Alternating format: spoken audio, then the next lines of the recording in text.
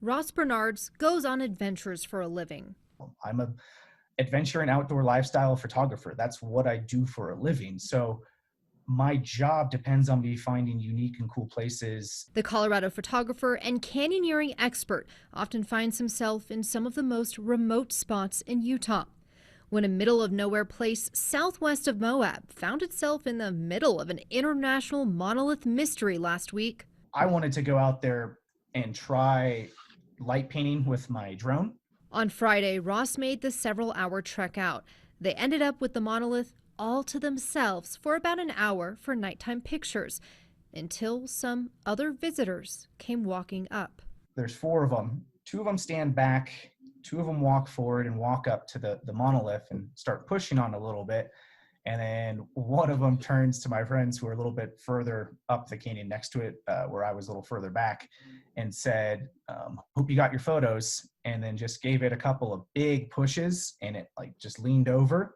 And that's when the rest of them came up and all four of them pushed it over to the one side and then pushed it back to the other side. And it just fell straight onto the ground.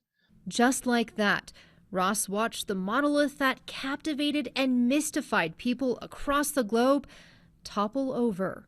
Right after it had fallen over and made a loud thud, one of them said, this is why you don't leave trash in the desert. And as they were loading it up and walking away, they just said, leave no trace, and left. Fast forward to the next morning, the message from the monolith demolishers on his mind. Ross would find he was hardly the only person who set out to see this strange metal sculpture in person. It was just, you could see the road from the dust just coming up, and you could just see car after car coming and going. I mean, we probably saw 70 or 80 different cars there. Cars and people everywhere, he says, hiking all over the place, even wandering up the wrong canyon, off trail miles up a high clearance 4x4 road. It made me understand exactly why these people did it. I mean, one of the reasons that we didn't stop them was we all agreed with them.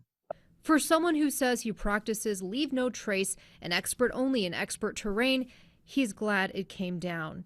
And for anyone who is buying into the conspiracy theories about how and why the mystery metal monument disappeared, let's set the record straight. Aliens were not involved in any way, shape, or form in this thing. They had nothing to do with it.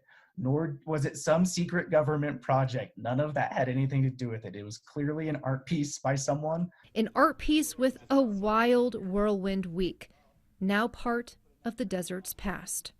Leave the art to places where art should be and let Mother Nature have her space for art. Lauren Steinbrecher, Fox 13 News, Utah.